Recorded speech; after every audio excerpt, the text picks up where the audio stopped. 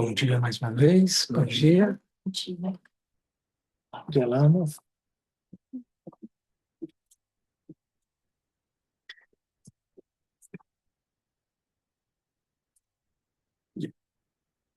Bom, pessoal, hoje então a gente vai retomar o estudo do Gampopa, o precioso ornamento da liberação. A gente viu até foi em abril, né? Acho que foi abril. É abril ou maio? Abril, acho que foi abril, né? A gente viu até o final de abril. A gente abordou uma boa parte do tema que trata dos 26 Atos 26/4, né? Os atos e seus resultados, né? Capítulo sobre o karma, portanto. Capítulo 6 do texto do Gampopa. E hoje a gente vai, talvez, talvez concluir, imagino, esse capítulo e seguir adiante no texto.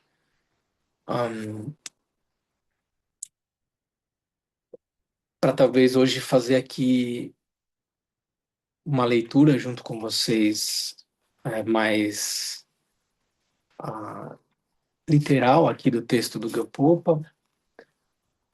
Talvez vocês se recordem, ao longo do mês de abril, estudando os capítulos do Gampopa, e mais em particular o texto que trata do karma, dos atos e seus resultados e seus efeitos. A gente tratou muito do que falava a página 211, que é uma parte bem introdutória sobre o tema, descrevendo a descrição, né, contida no Abhidharma sobre o karma. O karma é designado pelo impulso, pela impulsão mental e seu resultado. Então a gente falava naquele momento que, para além de uma simples lógica de causalidade, era importante levar em consideração a intencionalidade. A intencionalidade bastante associada, né, a esse impulso mental que se desdobra em,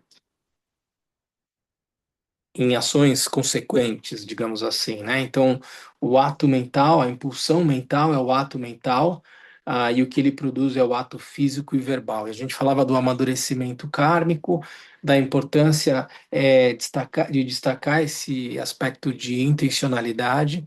Ele marca muito, né, a dinâmica é, das ações e suas consequências. A gente explorou bastante esse tema e hoje eu queria ver com vocês, então,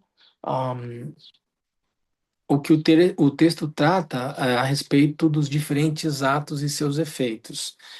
Ah, então, os atos negativos, os atos positivos, o que ele chama de atos imutáveis, que a gente talvez não vá tratar tanto assim, que basicamente se concentra, né, se foca no aspecto da concentração meditativa. Então, ah, não que seja uma ação, mas diferente das outras, né? Assim, que a gente está acostumado a se referir assim. Quando eu estou numa prática contemplativa, de concentração meditativa, é quase um não fazer, né? Quase uma não ação. Mas ainda assim é uma ação, né? Por isso que aparece aqui como atos imutáveis, né?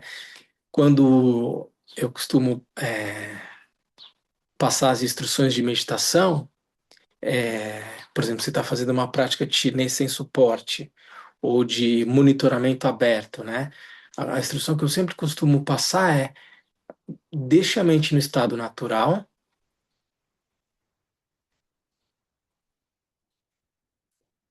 não há nada a fazer, mas também não se distraia com nada. Então, eu estou numa postura contemplativa, eu não tenho que fazer nada em especial, tenho que deixar a mente no estado natural. mas há uma vigilância voltada à não distração. Então, no momento em que eu sou absorvido por um pensamento, larga. Essa atitude de largar, ela é uma atitude, ela é uma ação, mas ela é uma ação, parece que passiva, mas tem algo acontecendo. Não é simplesmente não faz absolutamente nada e nesse não fazer nada, se eu me distrair com o pensamento e entrar num pensamento, não, assim, eu tenho que numa prática de concentração meditativa, eu estou lúcido e percebo tudo aquilo que se manifesta na mente, mas há uma ação deliberada, lúcida, consciente de lidar com aquele estado mental de uma maneira livre. Livre no sentido de não condicionada, ou seja, livre no sentido de maneira consciente, não me deixar levar pelas distrações. Então, é também uma ação. E ela traz implicações também para o praticante, né? E aqui já me dá um gancho para falar uma coisa que eu acho importante, desde já lembrar a vocês, né? Quando a gente está falando aqui das do karma e das ações positivas, negativas e daí por diante, não percam isso de vista. Nós estamos falando fundamentalmente de uma atitude diante da realidade que cria condições mais ou menos favoráveis para conhecer a realidade tal como ela é, para alcançar o estado de Buda. Ou seja, quando eu estou falando aqui das questões kármicas, eu estou falando de renascimentos mais ou menos favoráveis, num certo sentido, que contribuem para eu alcançar o estado de Buda. Mas praticar as ações positivas ou negativas, elas por si só não levam à iluminação. Elas me levam ao renascimento como humano, como preta, como animal, como semideus, como Deus e daí por diante. E quando a gente está falando das ações imutáveis, estados de concentração meditativa, elas são causa de renascimento nos planos sem forma, por exemplo, nos planos divinos dos 33 reinos, dentre os 33 reinos de existência, aqueles que são mais sutis e daí por diante, mas são causas de renascimento, elas, elas produzem como resultado um renascimento mais ou menos favorável. Mas simplesmente na perspectiva do Mahayana, adotar uma postura é, virtuosa, praticando as 10 ações virtuosas, ela por si só não leva à iluminação. Na perspectiva do Mahayana, principalmente, o que vai levar à iluminação, e aí a gente contextualiza, portanto, onde se encaixa o capítulo do karma no texto do Gampopa, é a meditação sobre a ação e os resultados é o antídoto contra as experiências do samsara. É um dos 4 antídotos. Eu ainda preciso meditar sobre no antídoto contra o apego à paz no nirvana, que é o terceiro antídoto, e o quarto, o desconhecimento que leva ao verdadeiro despertar, enseja o praticante a praticar a bodhicitta da aspiração e da aplicação. E é isso que vai me conduzir finalmente ao estado de Buda. Veja, nós estamos aqui, digamos, no meio do caminho.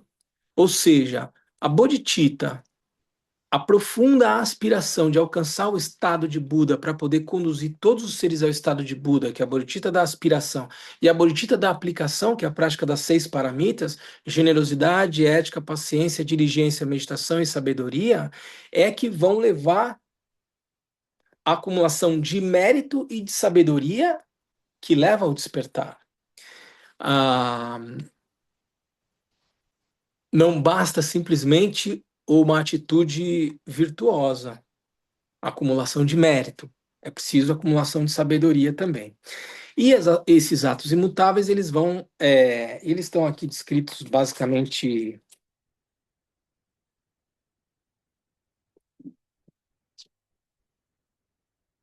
na página 219, os atos imutáveis e seus efeitos. Os atos imutáveis têm como causa a acomodação aos estados de absorção meditativa e como efeito essas mesmas absorções como locais de renascimento. As absorções comportam 8 concentrações em um dos 17 níveis dos deuses da forma ou em um dos 4 níveis dos deuses do sem forma. Então, essas práticas, né, de concentração, de absorção meditativa, elas ensejam, elas levam a condições de renascimento é, nos deuses de forma e nos reinos, nos estados, os estágios divinos, né, sem forma, tá? Ah, então era isso que eu queria falar para vocês, né? As ações implicando numa lógica, obviamente, causal, como a gente falava, não só isso, né? Claro, marcado por intencionalidade, mas essas ações elas implicam em circunstâncias de renascimento, humano, animal, semideus, condições divinas como essas, em decorrência dos atos imutáveis. Então, é, não percam isso de vista. Mas hoje eu queria me concentrar, então, no que são os 10 atos negativos e os 10 atos positivos, que a gente sempre faz referência quando a gente fala é, da lei do karma, causalidade e intencionalidade, né? Quais são os 3 atos negativos? 3 com o corpo, 4 com a palavra e 3 com a mente. Então vamos ler juntos o que diz o Gampopa nesse capítulo.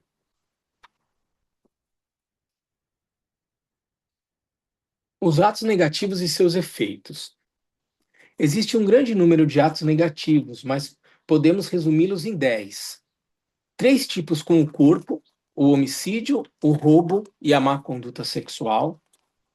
4 com a palavra: a mentira, a calúnia. Nós estamos na página 213.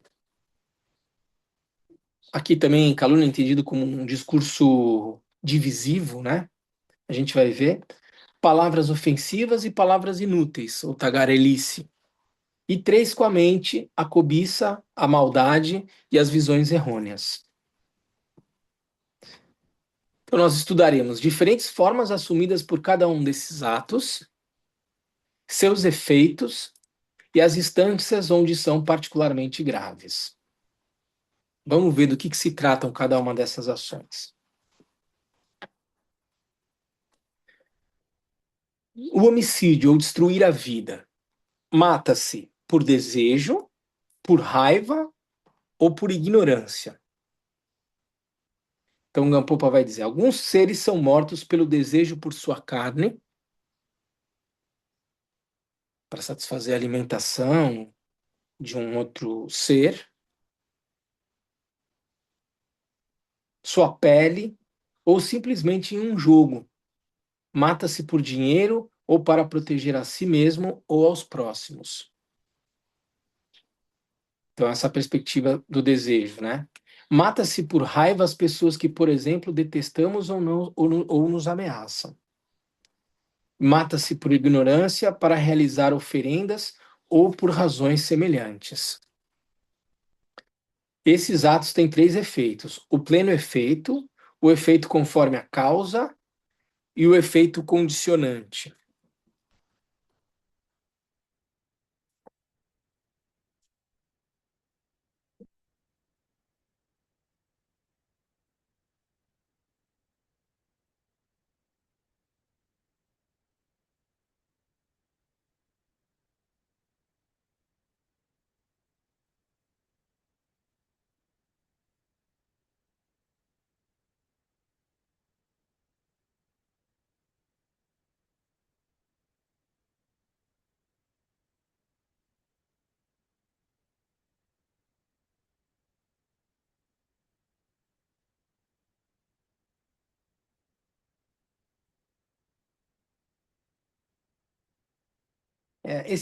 Eu estou com esse outro livro aqui, a tradução, porque eu acho pesada essa tradução, o efeito conforme a causa, né?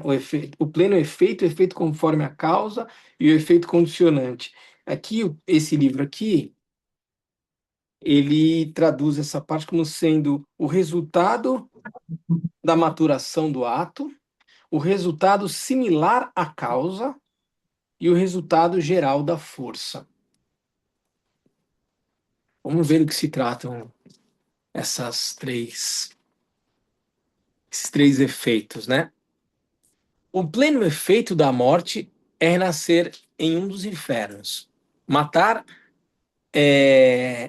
traz como efeito renascimento nos infernos. O efeito conforme a causa é uma vida curta e com muitas doenças quando se nasce como ser humano. Então, a causa de eu nascer como um ser humano tendo uma vida curta ou muitas doenças, entende essa coisa da causa aqui que ele está se referindo? Por que que eu nasço humano e tenho uma vida curta? Um bebê nasce e vive 6 meses e daí por diante. Claro, precisa ter uma visão onisciente para cravar por que, né? Um Buda diante de um bebê que viva 6 meses, se perguntado por que que ele viveu só 6 meses, como existem várias histórias no Dhammapada em que as pessoas vão e perguntam para o Senhor Buda por que que essa pessoa experimentou isso, ou ele mesmo às vezes relata, por ter uma visão onisciente, conhecedora dos três tempos, ele é capaz de enxergar a lógica de causalidade, a causa pela qual essa criança teve uma vida tão curta. Pode eventualmente ser, em vidas anteriores, uma atitude de matar muitos seres, por todas as razões que a gente mencionou aqui. Por raiva, para proteger a si mesmo, por desejo da carne, né, para se alimentar e daí por diante. Isso enseja esse tipo de circunstâncias. E o efeito condicionante é renascer em um lugar miserável e de mau augúrio. Então, o efeito condicionante, porque eu achei pesado, né? O que é o efeito conforme a causa e o efeito condicionante? É entender as circunstâncias de um renascimento. Primeiro, né? O pleno efeito. Você mata, a implicação disso é um renascimento nos infernos. Se você renasce, por exemplo, não nos infernos, mas como humano, e experimenta determinadas circunstâncias naquela vida humana, qual é a causa disso? Ele está dizendo aqui, né? O efeito conforme a causa. A causa de uma vida curta, uma vida com muitas doenças e daí por diante. Sim, pode ter sido o fato de você ter matado muito em outras vidas. E o efeito condicionante, né, são as condições nas quais você vai experimentar aquela experiência de realidade humana, por exemplo. Então, renascer em um lugar miserável, ou de mau augúrio, e daí por diante. A morte mais grave é aquela do próprio pai ou de um arhat, é matar o próprio pai ou um arhat, um praticante realizado. O roubo ou tomar o que lhe foi dado, segunda ação não é negativa. Existe o roubo à força, o roubo às escondidas e o roubo pela trapaça. O primeiro consiste em apoderar-se de algo por meio do uso da autoridade, sem que a vítima tenha alguma culpa e deva ser punida. Eu sou uma autoridade e eu vou lá e roubo alguma coisa só por um contexto de autoridade. Só para contar uma história, por exemplo, bem curiosa, que um amigo querido meu já faleceu, o Carlos Knapp. Foi uma figura muito interessante. Eu trabalhei com ele 4 anos quando eu cheguei aqui em Brasília e fui diretor jurídico da Rádio Brás. Ele era o diretor de publicidade legal. E ele foi uma das pessoas que, ah, de certa forma, ajudou no, na, no período da ditadura algumas pessoas que estavam sendo perseguidas. E ele resgatou uma pessoa bastante importante daquela época do hospital que havia sido baleada pela polícia de São Paulo. E ele resgatou essa pessoa, tirou ela do hospital conseguiu levá-la para um outro lugar para que ela pudesse fugir. E aí ele foi avisado que a polícia já estava atrás dele. Ele era isso ele conta num livro, Minha Vida de Guerrilheiro. E ele foi um cara muito bacana. Assim, eu cheguei aqui em Brasília com 28 anos, ele tinha 74. Ele foi meu melhor amigo aqui quando eu cheguei, assim, um cara super querido. E aí, quando avisaram para ele, olha, já estão te perseguindo, ele era um cara muito bem-sucedido, ele era dono de uma agência de publicidade em São Paulo. E mesmo assim ele se dispôs a colaborar naquele momento e tal. E ele, naquela época, 67, 68, ele tinha uma Mercedes. Então ele era um cara muito bem-sucedido, circulava assim na alta de São Paulo e tal, mas ele era um cara que tinha essa ação política. E avisaram para ele que o delegado Fleury, que era um delegado do DOPS da época e tal, estava já atrás dele para prendê-lo. E ele provavelmente ia ser preso, torturado e daí por diante. Então ele disse que ele conseguiu chegar, eu não me lembro, acho que até o aeroporto de Congonhas, acho que foi isso, eu não me lembro exatamente. Pegou um avião e fugiu do Brasil e deixou a Mercedes estacionada no aeroporto de Congonhas. E o Fleury chegou e não conseguiu prendê-lo, mas ficou com a Mercedes dele. E circulava por São Paulo e tal, com uma Mercedes roubada, porque ele era uma autoridade. Então, o primeiro consiste em apoderar-se de algo por meio do uso da autoridade, sem que a vítima tenha alguma culpa e deva ser punida. O que ele fez ali foi resgatar uma pessoa do hospital, que seria torturada e daí por diante, porque era um ativista muito visado, e escapou. Mas que autoridade? Alguém pode se apoderar de um carro de uma pessoa, pode prendê-la se você achar que ele é um transgressor, mas você pode roubar o carro dela. Isso é um roubo.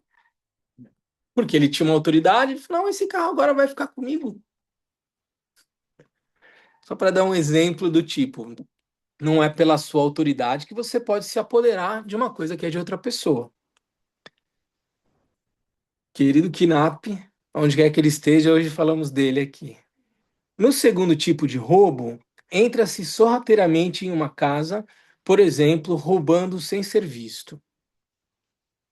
Quanto ao terceiro tipo de roubo, engana-se os outros se utilizando uma balança adulterada, medidas falsas e outros subterfúgios. Então, aqui a gente pode trazer um pouco para a nossa realidade do que seriam circunstâncias de roubo quando a gente falseia a realidade para ter uma vantagem para si próprio, né? O efeito do roubo é também triplo. O pleno efeito é renascer como um preta. O efeito conforme a causa é a pobreza, quando se renasce como ser humano.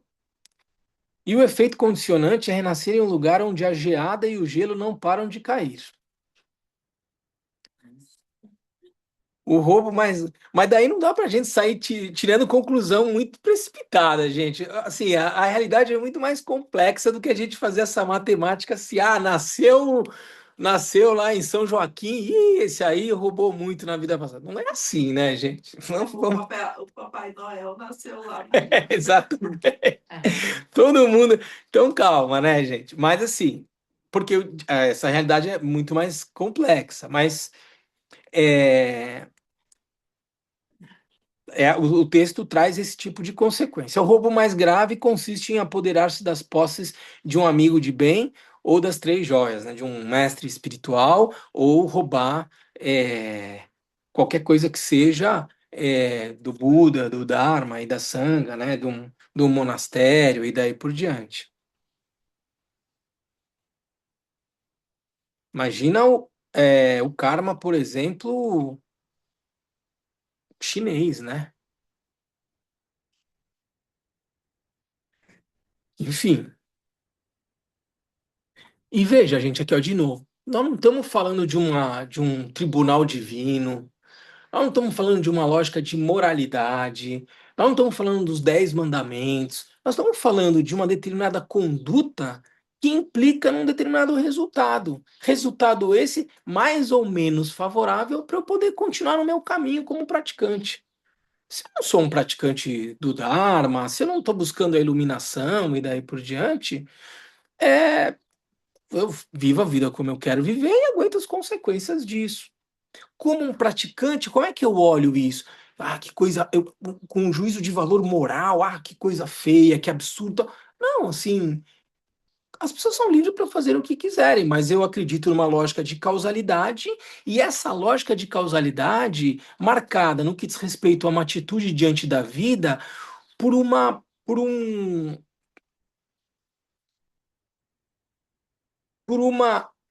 digamos, racionalidade consequencial, assim, de uma perspectiva onde aquilo que eu faço produz consequências que podem me aproximar ou me afastar do meu objetivo. Se eu quero é, ter uma vida saudável, não sem ter muita agitação mental, com uma vida com poucos obstáculos e daí por diante, uma postura virtuosa, praticando as 10 ações virtuosas, evitando, se abstendo das 10 ações não virtuosas, vai criar condições mais favoráveis para a minha prática.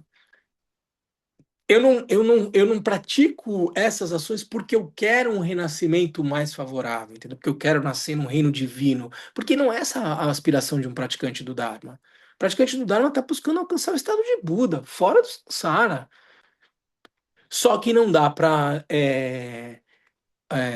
deixar de considerar as circunstâncias favoráveis de alguém que nasce no seio de uma comunidade budista, num país onde se respeita o Dharma, onde existe uma sociedade que reconhece os valores da tua conduta e daí por diante. Fico imaginando, por exemplo, o Mingyur Rinpoche. Olha que karma bom nascer filho do Tulku Rinpoche no Nepal, né, crescendo num monastério com uma mãe querida, pelo que ele descreve, com irmãos fantásticos e tal. Karma bom esse, né? Mas não é com essa sim, isso vai dar condições mais favoráveis. Não dá para a gente ser ingênuo nessa perspectiva, né? O que eu puder fazer para tornar o meu caminho mais fácil, faça. Por que que eu vou dificultar o meu caminho, entendeu? Mas não é um objetivo em si a atitude virtuosa, porque ela por si só não traz a iluminação. Eu achei importante isso ter colocado a complexidade das situações, porque se a gente for olhar só literalmente, ou literalmente, podemos cair num pré-julgamento indevido. Por exemplo, eu fiquei pensativo aqui no caso do homicídio. Se a pessoa que cometeu um homicídio e que não teve culpa por causar esse homicídio, com certeza ela poderia cair na situação de ter uma vida curta. Agora, isso para essa pessoa, mas quando eu vejo uma pessoa que teve uma vida curta, não necessariamente eu vou ter que achar que ela cometeu o karma, talvez tenha sido num episódio, seja para os pais e não para essa pessoa. Exato. O sofrimento que os pais vão passar. Ou vá lá que essa pessoa se iluminou e por isso que ela teve a vida curta e já foi para uma existência. Exato. Não, e a gente não sabe, né, em que circunstâncias, às vezes uma vida curta, onde eu tenho uma infância super saudável e eu posso viver amor, bondade, gratidão por 7 anos e acabou, nossa, assim, que excelente, né? Não passou por tudo isso que a gente sabe que a gente chama de vida dura, assim, onde eu vou ter desejos, vontades, disputas, raivas. Não, eu vivi curto, vivi uma vida boa, recebi muito amor dos meus pais, amei os meus pais, as pessoas que me cuidavam no hospital e daí por diante, fui.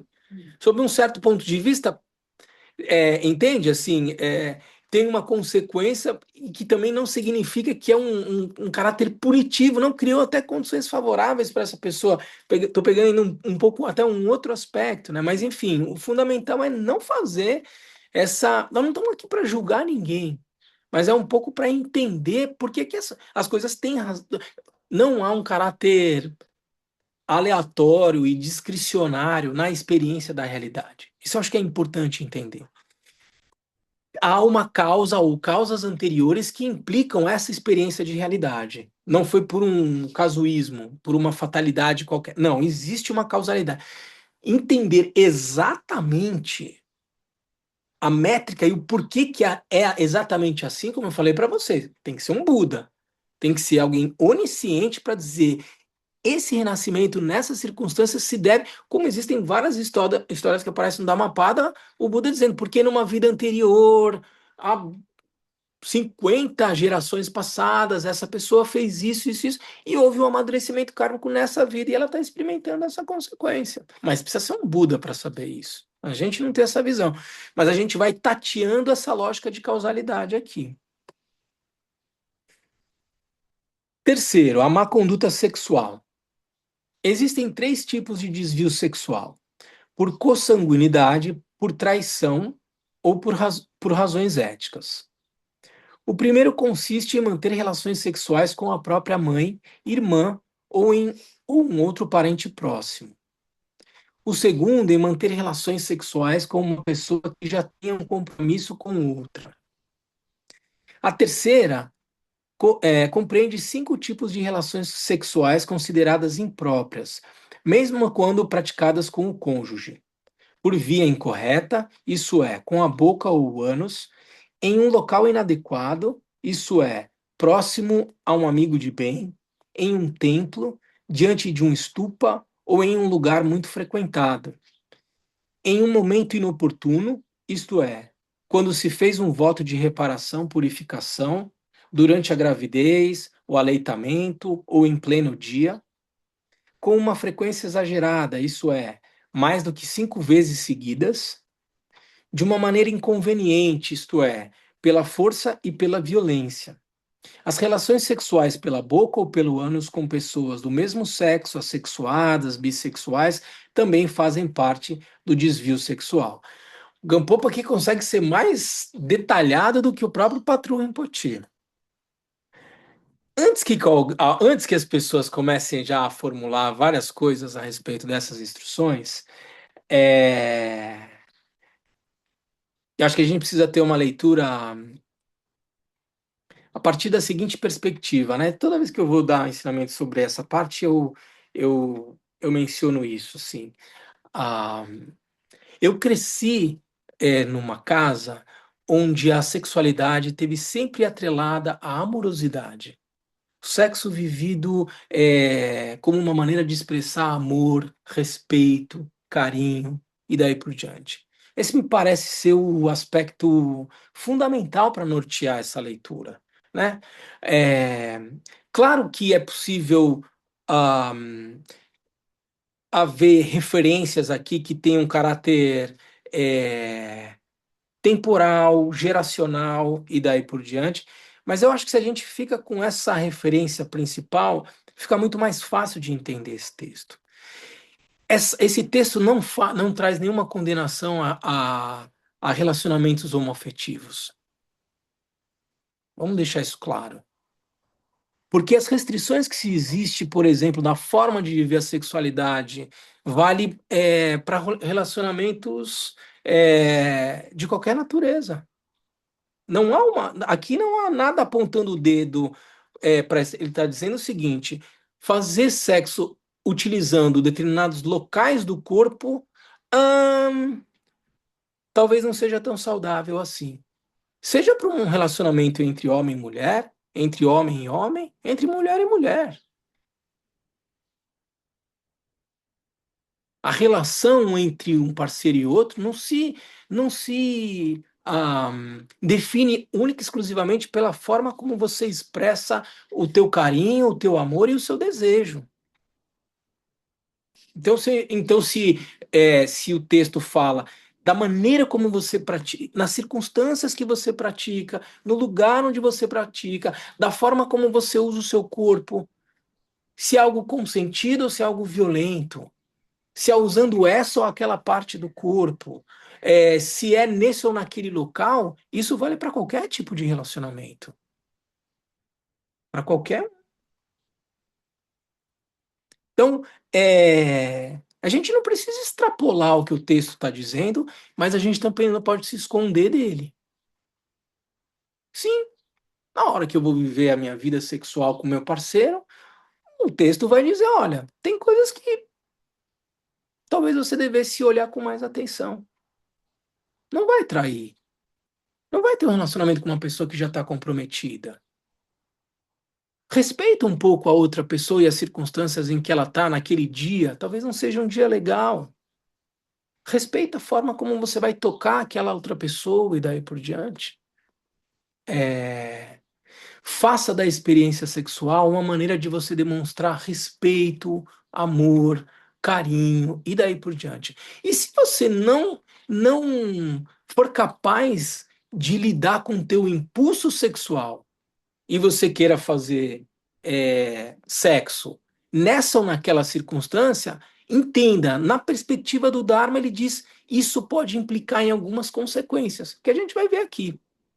Eu não estou falando de nenhum juízo de valor moral, eu não estou dizendo que nada é feio e daí por diante, eu estou dizendo a maneira de viver a sua sexualidade implica em consequências, porque eu estou lidando com o meu impulso, aquilo que é de natureza mais instintiva. O que são os nossos impulsos mais instintivos que quase não nos separam dos animais? A minha impulsividade de sobrevivência, né? Isso aqui eu diria para todos os seres sencientes, entendeu? Portanto, um animal ele está sempre buscando abrigo, alimento e não ser alimento de um outro animal. E ele busca se reproduzir. Há um instinto, há um impulso libidinal que é da nossa natureza instintiva. A ideia aqui fundamental é como eu faço para estabelecer uma postura mais lúcida e consciente em relação aos meus instintos. Será que eu consigo ter uma dinâmica com a maneira de me alimentar que respeite os outros seres? Será que eu preciso consumir a carne dos outros seres da maneira como eu consumo normalmente? Isso não é não há uma moralidade necessariamente aí, mas nós estamos falando de um ethos, de uma atitude mais consciente em relação aos meus próprios instintos. Porque liberdade não é ceder aos meus instintos. Ah, então eu quero transar com todo mundo, isso é liberdade. Liberdade é um aprisionamento. Se eu não sou capaz de lidar com os meus impulsos, isso é liberdade ou isso é prisão? E o ensinamento do Senhor Buda é não, assim, liberte-se desses impulsos, supere a experiência do samsara. Então, sobre essa perspectiva, como eu faço para lidar com os meus impulsos sexuais, alimentares e daí por diante? Na medida em que eu vou ganhando uma autonomia e, por exemplo, faço da maneira de me alimentar ou da maneira de me relacionar uma forma de praticar ações meritórias, ações virtuosas, eu vivo o meu relacionamento com respeito, com amor, com carinho e daí por diante. Não tem nada de feio no sexo, não tem nada de sujo, mas a forma como eu vou viver isso.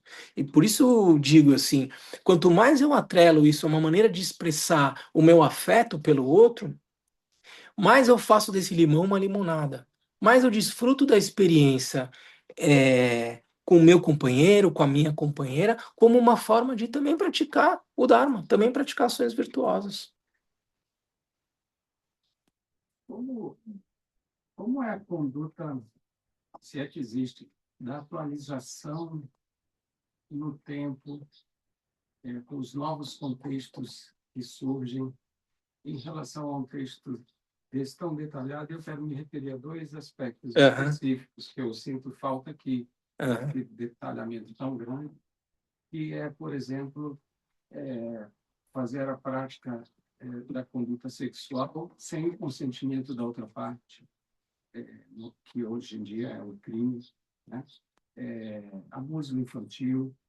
Então, ao longo do tempo, desde as escrituras até hoje, novos contextos vão surgindo, essas situações se atualizam ou a gente fica preso na escritura histórica? Então, Wagner, eu, assim, para mim, esses exemplos que você trouxe, eles integralmente estão incluídos nessa descrição que ele traz aqui, né?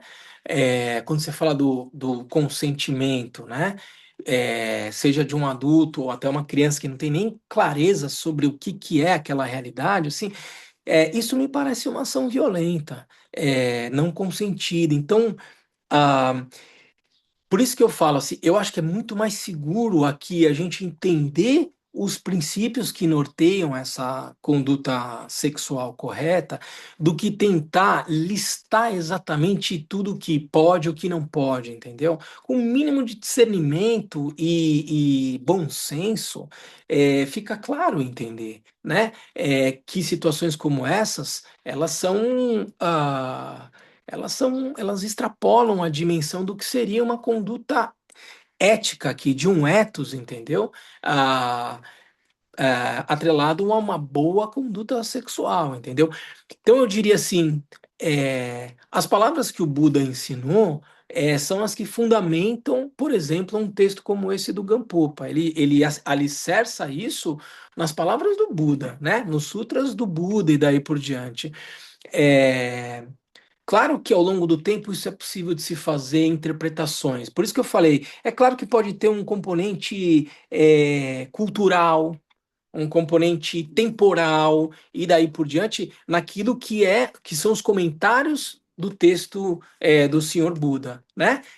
Não nas palavras do que ele disse. E eu acho que aí é nesse ponto que a gente tem que ter atenção para eventualmente não trazer uma referência que parece estar muito mais marcada pelo tempo. Eu me lembro, eu não sei exatamente a citação, mas eu me lembro uma vez o Lama Tartin comentando o seguinte: parece que existe um texto do Abhidharma mencionando assim que é, o praticante não poderia se relacionar com pessoas de cabelos vermelhos e que era uma coisa meio das pessoas que eram de fora do Tibete, entendeu? Então, uma pessoa que é loira, com olhos claros, ele era tido como um demônio, alguma coisa assim. Isso é uma coisa obviamente datada, né? Temporal. Então, assim, não faz. Não, ele nitidamente está em discordância quando você vê a essência dos ensinamentos do Sr. Buda. Então, eu acho que é importante estar atento aos comentários para entender. Mas isso guarda de fato uma conexão real com aquilo que o Buda ensinou e daí por diante. Eu acho que para o nosso caso aqui, por isso que eu trouxe algumas coisas que eu acho que são importantes, as questões que eu estou tratando aqui, elas são bem contemporâneas, entendeu? E a gente precisa olhar para essa perspectiva contemporânea e entender o que aqui está em desconformidade com os ensinamentos do Senhor Buda, essa forma de viver a tua vida pessoal e daí por diante, o quanto ela ofende e o quanto ela de fato ofende no sentido de estar em contrariedade com os ensinamentos do Senhor Buda e o quanto elas implicam de fato nas consequências que a gente está descrevendo aqui. Entende? Então, eu acho que isso é importante manter sempre uma leitura atenta, né? Para qualquer coisa, assim, entendeu? Só para imaginar, na época do Buda não existia celular, não existia smartphone. Como é que eu leio os ensinamentos a partir desse contexto tecnológico que a gente vive hoje? Não existia carro, não existia avião. Então, eu acho que sim, a gente precisa sempre fazer o esforço de entender as palavras originárias do Buda a partir da realidade que a gente vive agora. E o segredo, eu acho, é se basear naquilo que parece ser a essência dos princípios do ensinamento do Senhor Buda. Não fazer mal, fazer o bem e tentar, de fato, dominar a mente, no sentido de aprender a lidar com os seus impulsos, com as suas impulsividades, entendeu? Eu acho que é por aí. Não, porque a virtude, ela não é intuitiva, né? Ela é aprendida, né? Olha que pergunta bem colocada. Olha assim, Como é que eu foi a acho que pergunta? é e não é, viu? Como é que foi a pergunta? A virtude não é intuitiva, ela é aprendida. Se eu reconheço, olha só, eu entendo o que você está dizendo, né? Assim, a virtude ela pressupõe algum nível de discernimento e isso vem com o tempo. Eu concordo com isso.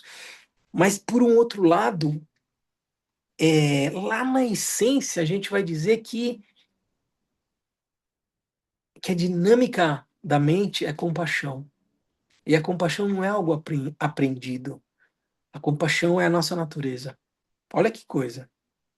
Então, de certa forma, eu tenho essa natureza pura, natureza de Buda, eu esqueço dela, eu preciso percorrer um caminho simplesmente para largar tudo e voltar para o meu estado natural. Então, eu diria, é e não é. Você entende o que eu quero dizer? Mas excelente pergunta, porque deixa a gente meio. Eu fico pensando assim naqueles funcionários da roça, entendeu? Da fazenda. De repente saiu um bicho do meio do coisa, ele pegou a enxada e quebrou, Exato. É. matou ele assim, instantaneamente. Isso nem encosta nele, que ele fez isso, o pai dele já fazia, ele vive nesse meio assim. Então, você vê como Aí isso depois eu vai. vou julgar, Isso vai como Então, mas veja, isso vai condicionando uma maneira de viver a realidade e experimentar renascimentos. Num certo sentido, assim, tentando esvaziar completamente o juízo de valor, mas é uma lógica tão embrutecida da realidade, de sobrevivência. Se bicho surgiu, ele vai me matar, eu vou. Ou ele não vai me matar, mas eu mato do mesmo jeito. Tipo, era uma formiga. Eu tava. Pense numa coisa.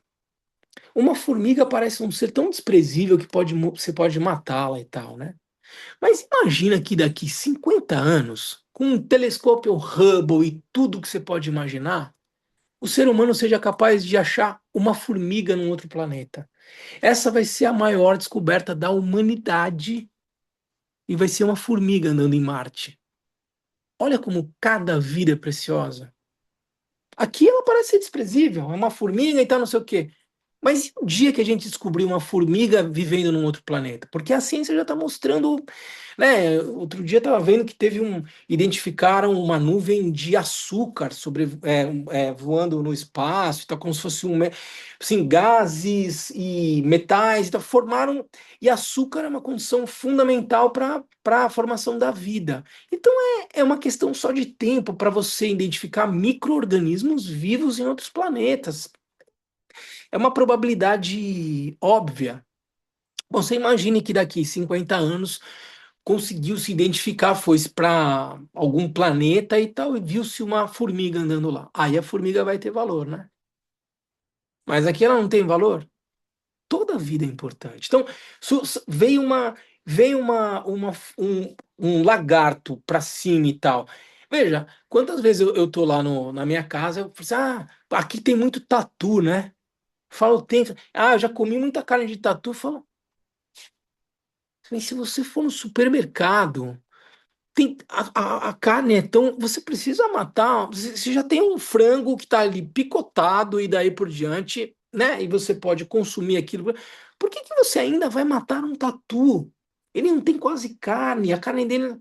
Não, mas é porque é aquela coisa do eu tô na roça e eu vi um tatu andando, eu vou matar e vou botar na brasa e vou comer. É uma lógica embrutecida da realidade, mas não tem necessidade. E a pessoa não se questiona, entendeu, menina? Ela não se questiona. Algo está me incomodando aqui, eu vou lá e. Mas eu preciso matar aquele bicho que de repente está querendo se alimentar com o suor das minhas costas. Ou ele quer sobreviver tanto quanto eu nessa vida. Mas eu paro para fazer essa reflexão. E isso vai condicionando uma postura diante da vida de desrespeito em relação aos outros seres. Porque as pessoas não se questionam, entendeu?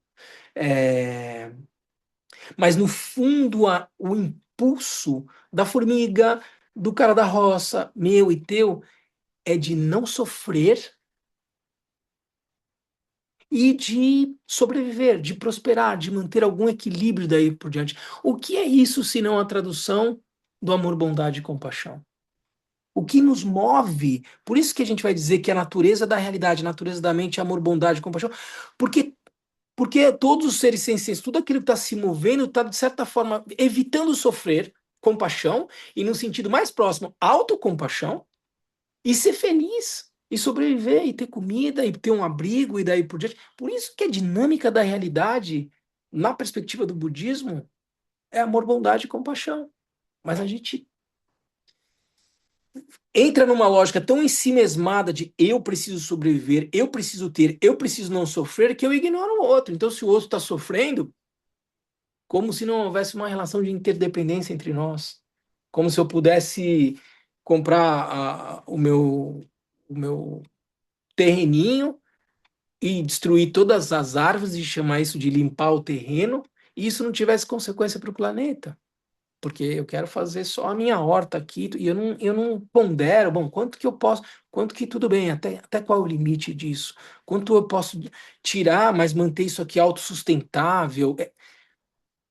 Porque eu estou pensando só em mim, né? E isso vale para tantas coisas. Então eu acho que se a gente se basear por esses princípios, não fazer o mal, fazer o bem e dominar a minha mente, ou desenvolver uma lucidez capaz de ganhar uma autonomia em relação aos meus impulsos, que é o ensinamento básico do Sr. Buda, eu consigo navegar aqui nesses 10 ações positivas e 10 ações negativas. Você ia perguntar, Lívia? E só uma dúvida, o Gamboa é considerado um mestre do Mahayana, então? Assim, Lívia, todos nós somos praticantes Mahayana, né? O Vajrayana, ele se assenta fundamentalmente, ele é uma decorrência da escola Mahayana, porque ele coloca, sim, a, a bodhicitta, a postura de alcançar o estado de Buda para conduzir todos os seres ao estado de Buda, sobre essa perspectiva, é uma premissa comum do Mahayana e do Vajrayana. Então, esse texto, a gente costuma dizer, né, o prefixo, o prefácio do texto, o, não sei se a gente tem traduzido aqui, acho que sim. Imagino que a gente ia fazer isso.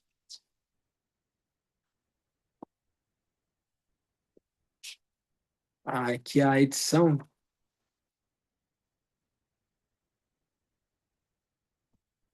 não está aqui. Deixa eu ver se esse aqui traduziu. Mas o. Ah, tá aqui, ó. Esse texto é, portanto, um texto Lanhin, e reflete a visão filosófica madhyamika, mas também reflete implicitamente os ensinamentos do Anuttara Yoga Tantra e do Mahamudra. É, então, e a escola madhyamika, ela tem uma matriz no Mahayana, né? Principalmente Nagarjuna e daí por diante, são grandes filósofos, né, indianos do século II, III, da escola Mahayana. Então, o Vajrayana, ele bebe das três correntes, né, do Theravada, do Mahayana e do Tantrayana, né? Não, posso fazer uma perguntinha, desviando só um pouquinho. Então, Claro, a nossa linhagem Karma Kagyu, ela é Tantrayana? claro, Vajrayana, Vajrayana tem a ver com Tantrayana, né? sinônimos. São sinônimos. Tá.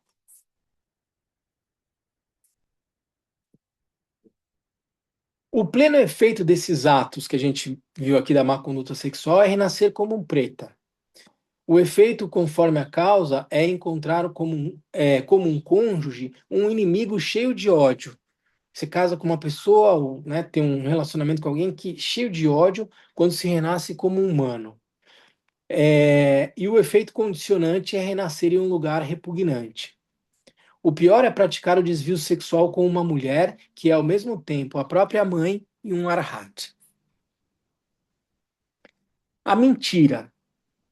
Diferenciamos a mentira que leva à anulação dos votos monásticos, chamada de mentira dos mestres mundanos.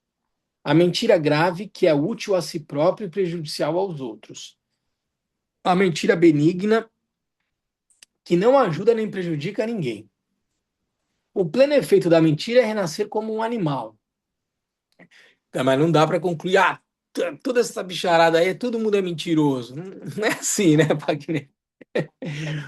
O efeito conforme a causa é ser frequentemente criticado quando se renasce como ser humano.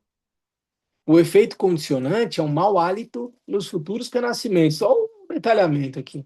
A pior das mentiras consiste em dizer alguma coisa falsa para difamar um Buda ou ainda mentir para seu amigo de bem.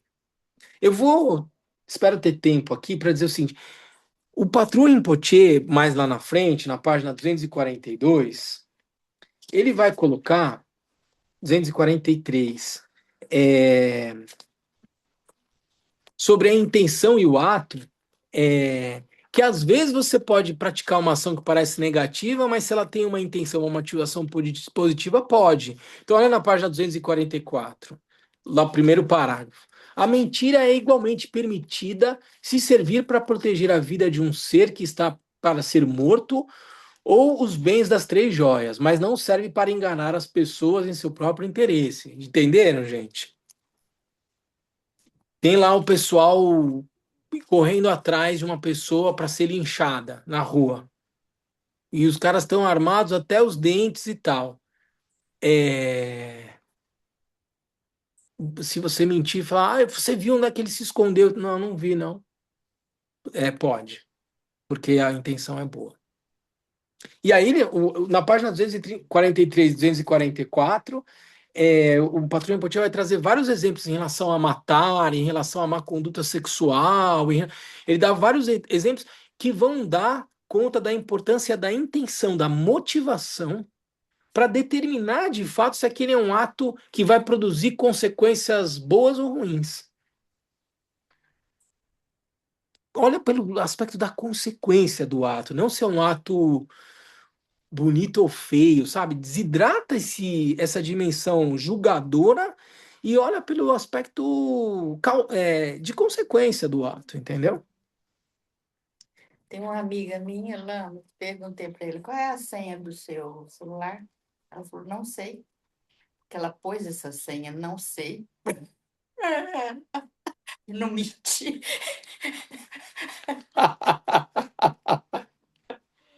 É o Wi-Fi, né? A senha do Essa Wi-Fi. foi boa, aí acho que eu vou mudar no meu.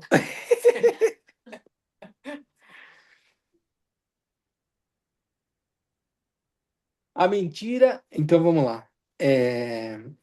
A pior das mentiras consiste em dizer alguma coisa falsa para difamar um Buda ou ainda mentir para o seu amigo do bem, para o seu professor. A calúnia. A calúnia brutal que consiste em criar a discórdia entre dois amigos, né? Calúnia no sentido de discurso divisivo que eu falei para vocês, pronunciando palavras difamatórias em sua presença. A calúnia dissimulada que conduz ao mesmo resultado recorrendo a elogios hipócritas. A calúnia oculta. Vocês já entenderam aqui, né? Uma hipocrisia, né? Você faz um discurso para criar discórdia entre pessoas, mas usando elogios, falando que parece estar falando bem e daí por diante e tal. Essa é uma ação negativa. O pleno efeito da calúnia é renascer nos infernos. O efeito conforme a causa é ser separado dos amigos quando se renasce como ser humano. O efeito condicionante é renascer em um lugar de relevo acidentado. A pior das calúnias consiste em pronunciar palavras desagradáveis para dividir a nobre sanga. Importante isso. Bem importante isso, principalmente no contexto do Dharma, assim, né? Comunidade, isso é uma causa de. São 5 atos hediondos de consequência imediata, dividir a sanga. Para um praticante, você tem que estar muito atento com o que você fala. E qual é a tua intenção ao falar dessa ou daquela maneira, entendeu? As palavras ofensivas.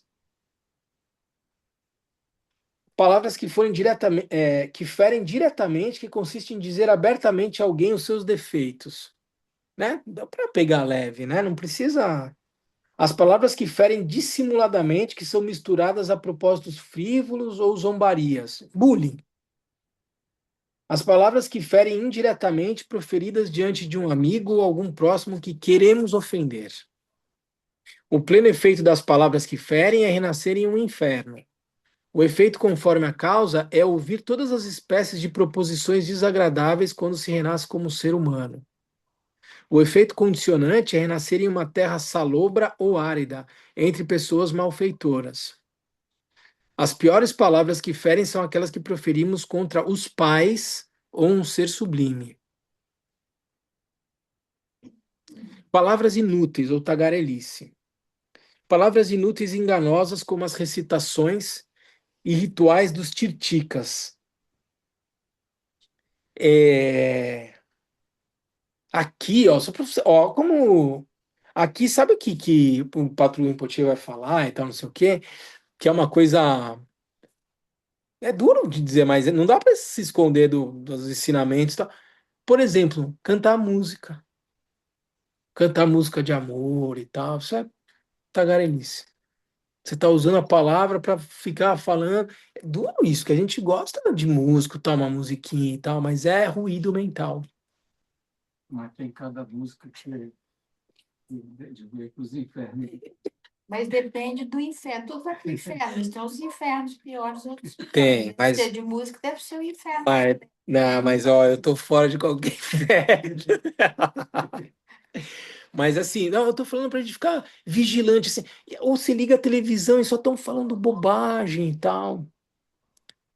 Fica vendo jogo de futebol, Wagner. Imagina, Copa do Mundo, essas coisas não levam a lugar nenhum. Você fica ali gastando seu tempo e tal. Tem que ficar muito atento a isso aqui. Eu sou botafoguense, não leva a lugar nenhum.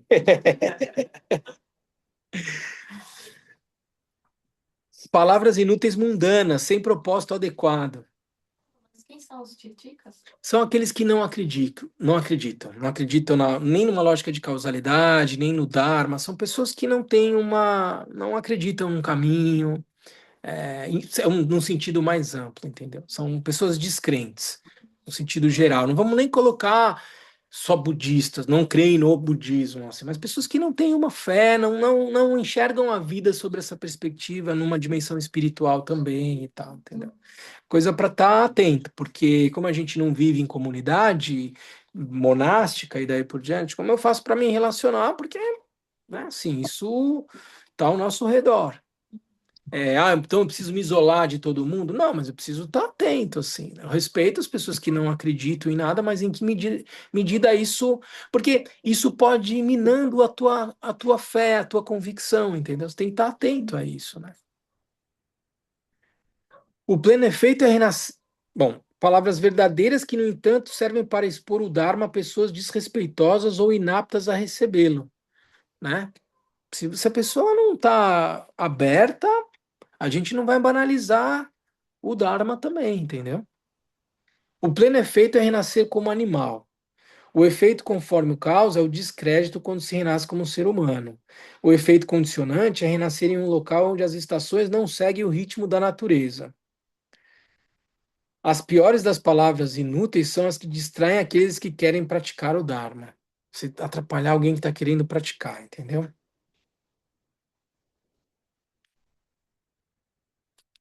Aí os três com a mente, né? Então, nessa mentira também entra desvirtuar o Dharma. Assim, falsear. Sim, porque eu estou vendo um movimento no budismo que está ficando assim, budismo à moda da casa. Então, pensando assim, que está desvirtuando.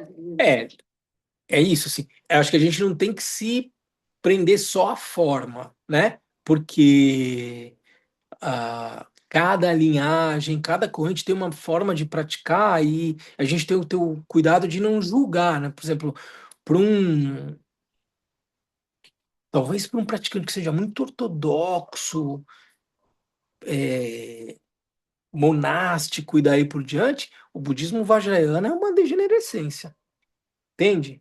Já de cara, você fala, como? Mas a gente pratica super sério e tal. Não, mas não foi assim que o Buda, nas palavras originárias, ensinou. Então, assim, a gente tem que ter cuidado, porque tem, às vezes, formas que parecem ser uma um desvirtuamento, mas não são. Então, eu não devo me apegar à forma. Mas se a essência está sendo desvirtuada, aí é um problema.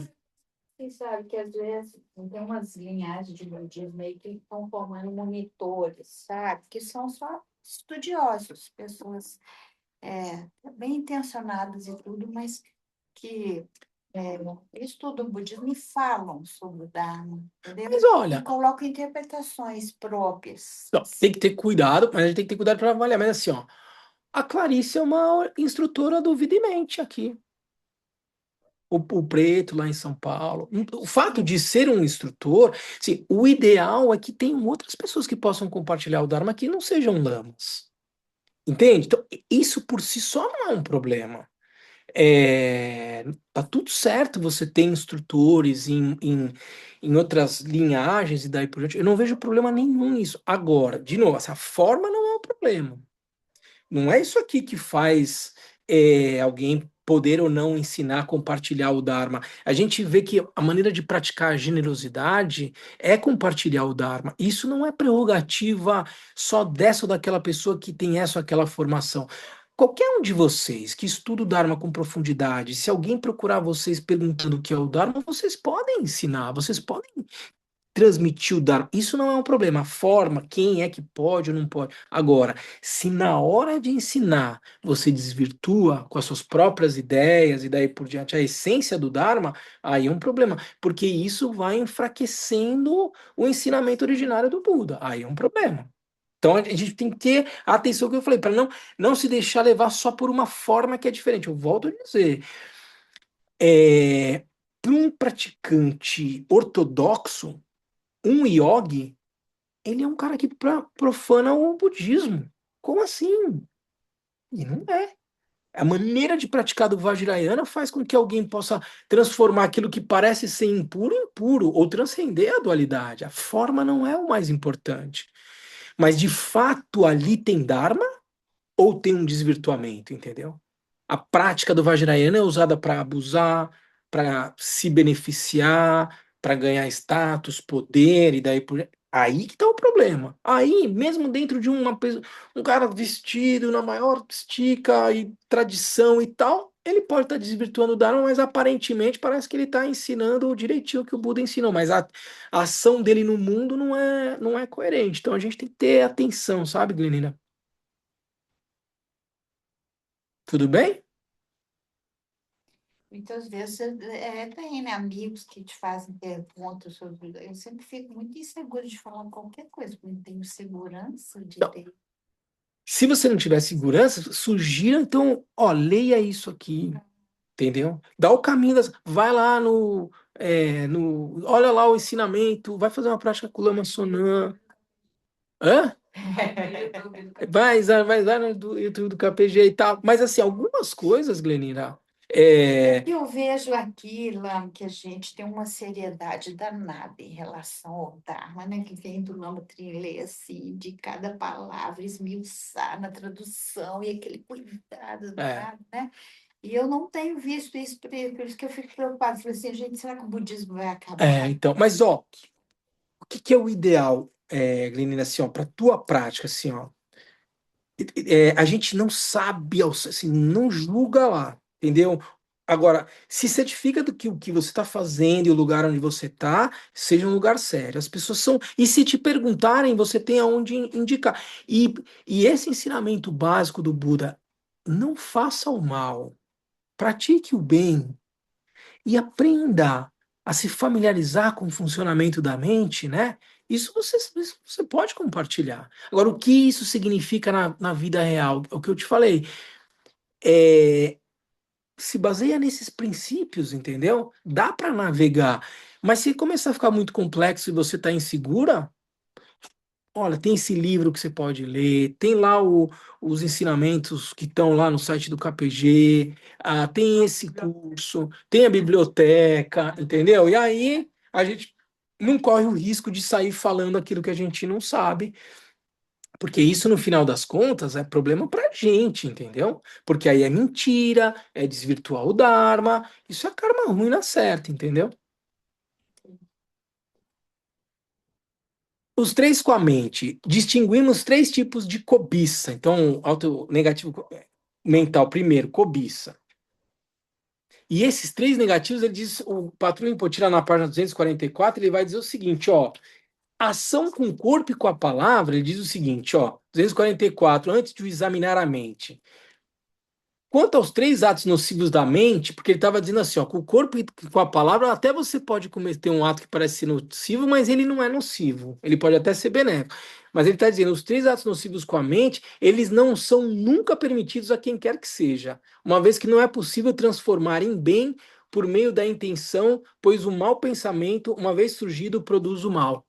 Então, assim, a esses atos negativos com a mente não tem essa de dizer, não, mas eu pratiquei a cobiça, mas era com uma boa intenção. Não. Os 3 que estão aqui, cobiça, maldade e visões errôneas, porque ele está diretamente relacionado à intencionalidade, porque ele é um ato mental, entendeu? São os 3, corpo, palavra e mente. Os 3 mentais, se ele está maculado, ele está maculado. Não tem conversa. Então eu estava vendo os ensinamentos de Abril, o Pedro perguntava, né? Ah, quando alguém comete uma ação no trânsito, e aí ele estava preocupado, né? E aí eu tenho um pensamento, desejo mal da pessoa. O cara passou empinando a moto, se exibindo e tal, aí veio pensando, tomara que caia. Foi. Não dá pra, não, tomara que caia pra ele aprender a não andar mais. Não, não, não, não, não, não, não, não. Não tem essa de tomara que caia. Não, não dá. Porque aí tem uma, sabe, assim, não é por aí. Ah, mas foi pra ele aprender e tal, não sei o quê. Foi essa a intenção mesmo? Você queria que ele caísse da moto pra ele aprender? Ou não? Se tem uma maldade, é problema. Se não tem, se teve uma intenção do tipo, é, o menino tá lá e tá chutando a bola perto do brinquedo dele. E ele não para de chutar a bola. Não é que o Fernando fez isso, não, viu, gente? O Fernando eu sempre falo para ele, falo, Fê, várias vezes no ensinamento eu dou exemplo seu, ele para, papai, eu não quero. Mas assim, vamos dizer que o Fê tá chutando lá a bola e tá. Eu falo, Fê, para de chutar essa bola no quarto que vai bater no seu brinquedo. Pá. E aí eu vou deixando. Não é que eu quero que o brinquedo dele seja quebrado, mas num determinado momento eu falo assim, eu tô avisando que ele vai chutar e vai bater no brinquedo dele e vai quebrar. Se quebrar, ele vai aprender que ele não deve mais chutar o brinquedo. Mas eu não tenho uma intenção de que tomara que o brinquedo dele quebre para ele. Não. Eu tô, de certa forma, dando espaço para ele aprender a lógica de causalidade da vida. Não tem maldade aqui, entendeu? Mas cobiça, maldade, visões errôneas, uma vez apareceu, não tem como ser ação positiva. Então, a primeira é o apego imoderado à própria vida, sua classe social, sua aparência física, suas qualidades, riquezas e daí por diante. Que leva a pensar, não existe ninguém que esteja à minha altura. Segundo é o desejo de possuir o que os outros têm de melhor. A terceira é o desejo de apropriar-se do que não pertence a ninguém, como as riquezas escondidas sobre a terra. O pleno efeito da cobiça é renascer como preta. O efeito conforme a causa é ser escravo do desejo quando se renasce como ser humano. E o efeito condicionante é renascer em um lugar onde as colheitas são de má qualidade. A pior das cobiças consiste em querer retirar daqueles que renunciaram a seus bens o pouco que lhes restou. A maldade. A maldade raivosa, como o desejo de matar alguém porque odiamos, durante uma guerra, por exemplo. A maldade invejosa, como o desejo de matar um rival ou de prejudicá-lo pelo temor, que ele se torne melhor do que nós. E a maldade rancorosa, como o desejo de matar alguém ou de prejudicá-lo porque ficamos obcecados com a lembrança do mal que nos causou. Então, o pleno efeito é a maldade, o efeito conforme a causa é ser dominado pela raiva quando se renasce como humano, e o efeito condicionante é renascer em um local onde o alimento é amargo e pesado. A pior das maldades consiste em premeditar um crime de retribuição imediata. São aqueles 5 atos hediondos. As visões errôneas. O que são as visões errôneas? A causalidade dos atos, verdade da via e as 3 joias. Então, o primeiro, o que é? A primeira visão errônea consiste em não acreditar em que os atos positivos produzem a felicidade e os atos negativos a infelicidade. Não, é acreditar numa lógica aleatória da vida, não numa lógica causal, digamos assim. A segunda consiste em pensar que a prática da via não leva à interrupção do sofrimento. E a terceira consiste em considerar as 3 joias uma mentira e criticá-las. Isso é ter visões errôneas. O pleno efeito das visões falsas é renascer como animal. O efeito conforme a causa é encontrar-se sob o domínio da ignorância quando se nasce como ser humano. E o efeito condicionante é renascer em uma região em que as plantações não frutificam. O pior não é somente promover falsas crenças, mas considerá-las superiores às outras. E aí, o texto vai dizer o seguinte: acabamos de descrever os efeitos dos atos em geral, mas de um modo mais detalhado podemos considerá-lo de acordo com a emoção negativa, com a emoção relacionada, com a frequência do ato e com o destinatário.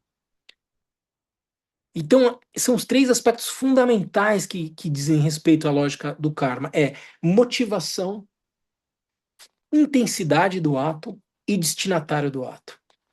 Como a gente costuma falar, né? Grandes ações podem produzir pequenos resultados, pequenas ações podem produzir grandes resultados. O que importa fundamentalmente é qual era a minha motivação, qual foi a intensidade do ato e quem era o destinatário. Uma simples prece de tomada de refúgio com a intenção de alcançar o estado de Buda para beneficiar todos os seres, recitada com mais profunda devoção e dirigida às três joias, é um ato que parece simples, mas que tem uma consequência absurda se ele é feito com verdade. Uma oração de tomada de refúgio e bodhicitta.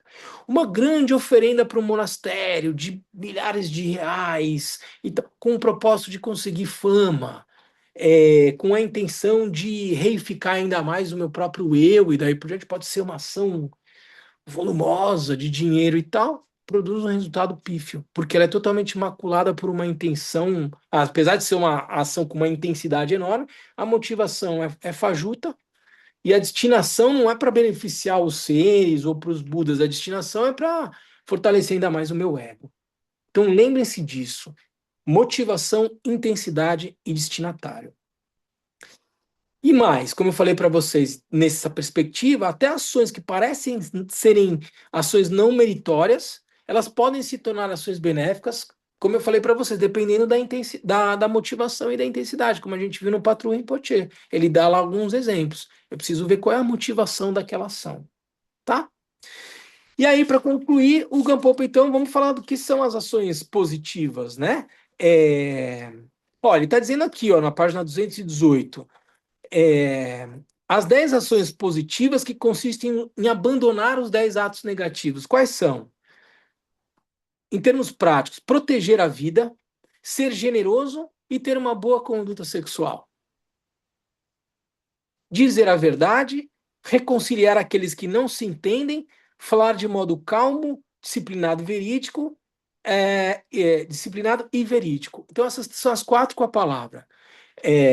Salvar vidas, praticar a generosidade, ter uma boa conduta sexual, as 3 com o corpo. Dizer sempre a verdade, usar palavras amenas, um discurso conciliador e usar a palavra com pertinência, né? São os 4 com a palavra. E os 3 com a mente: ter bons propósitos e poucos desejos, desejos e satisfazer-se com o que possui, meditar sobre o amor e compaixão, e aderir ao que é autêntico, né? Portanto, praticar a generosidade, aliás, primeiro assim, não ter visões errôneas, né? Então, acreditar na lógica de causalidade e tal, ter uma postura de amor, bondade e compaixão, e praticar a generosidade, né? O outro é acreditar no Dharma, né? Que é aderir ao que é autêntico, acreditar no Dharma, acreditar na lógica de causalidade. Então, essas são as ações que eu deveria me abster,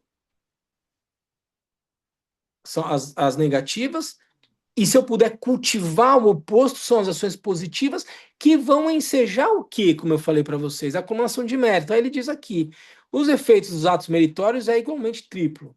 Seu pleno efeito é renascer no mundo do desejo entre os deuses e os homens. O efeito conforme a causa, por exemplo, é gozar de uma vida longa e ao recusar-se a matar, protege-se a vida alheia.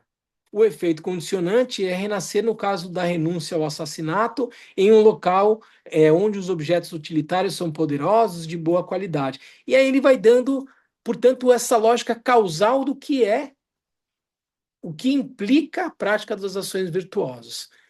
O que implica? Condições de renascimento mais favoráveis para o caminho do despertar. Não a iluminação por si só. Então, eu devo praticar as ações virtuosas como um meio para criar condições mais favoráveis para a acumulação de mérito, sabedoria, e aí, sim, né, com a motivação correta, com a bodhicitta, que a gente vai ver mais para frente, progredir na via espiritual do Senhor Buda. Tudo bem, gente? Esse é o capítulo do karma. Ações e seus frutos, capítulo 6, que encerra o antídoto contra o apego às experiências do samsara.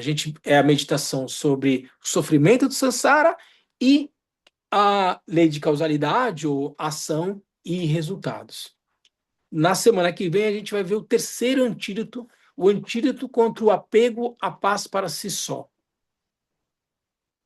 que é a meditação sobre amor, bondade e compaixão. Tá bom?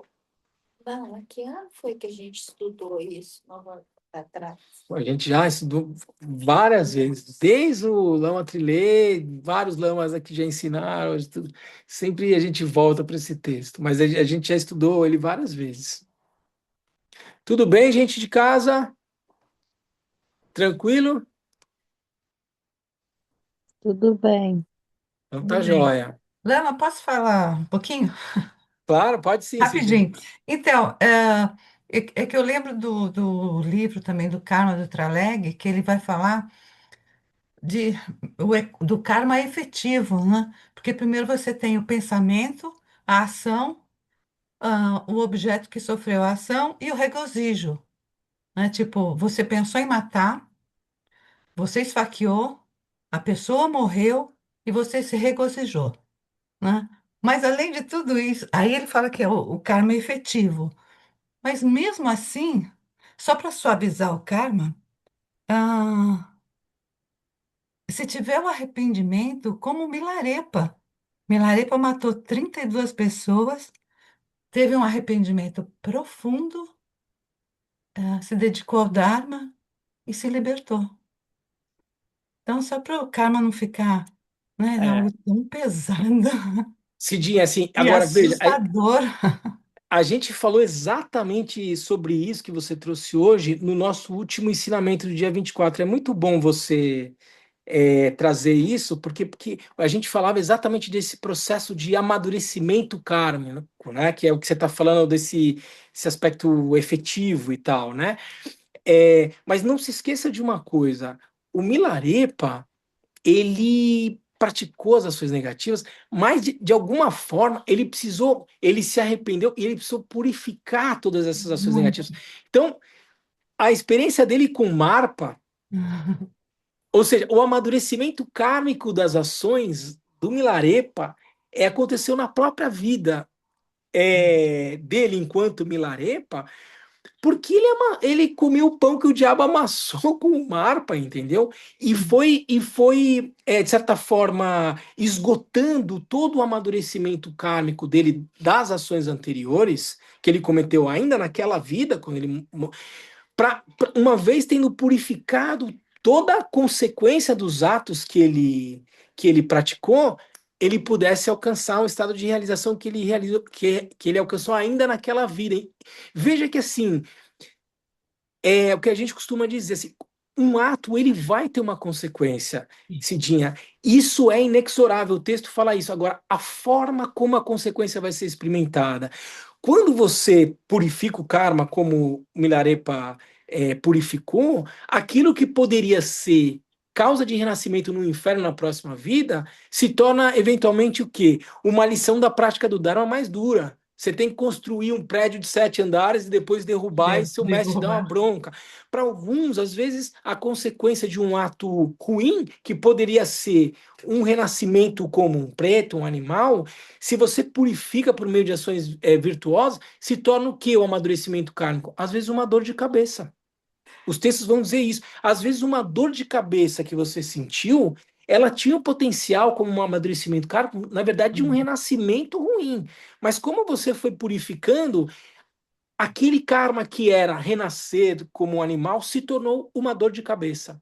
Ele ainda produziu uma consequência, mas a intensidade de um karma de renascer como um animal ou de ter uma dor de cabeça é totalmente diferente, concorda? E o que Aham. vai implicar essa intensidade de como você vai experimentar a consequência do teu ato tem a ver com tudo isso que a gente está dizendo. Arrependimento, prática de purificação do karma e daí por diante. Mas isso não coloca em xeque a verdade sobre a causalidade do ato e resultado. A questão é que tipo de resultado eu vou colher dependendo do tipo de postura que eu tive em relação à ação que eu pratiquei que não foi virtuosa. Entende? Uhum, entendo. E mesmo arrependimento profundo, é assim, o que entender desse arrependimento profundo, né? Em que escala é, qual é essa profundidade de É. arrependimento? Veja, o Ashoka que depois da Batalha de Orissa, Batalha né? de... Ele que morre em 100 mil pessoas, ele se arrepende e ele passa a ser um, um cara que vai propagar o Dharma em todo o continente indiano, que promove um dos principais concílios do budismo e daí por diante. Então, assim, o arrependimento dele vai se transformar em ação.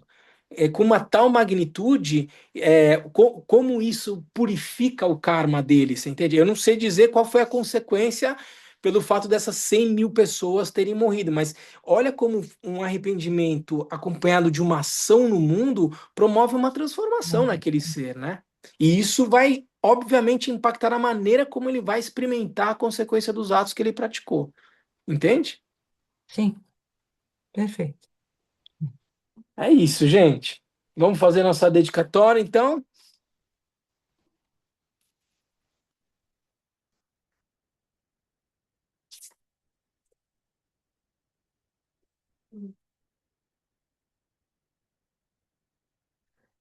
Graças a essa virtude, tendo realizado rapidamente o Mahamudra, possa eu conduzir a esse estado todos os seres sem exceção. Pela graça do Buda que obteve os três corpos, pela graça da imutável verdade do Dharma em si, pela graça da infalível aspiração da Sangha, possa essa súplica de dedicatória realizar-se tal como ela é.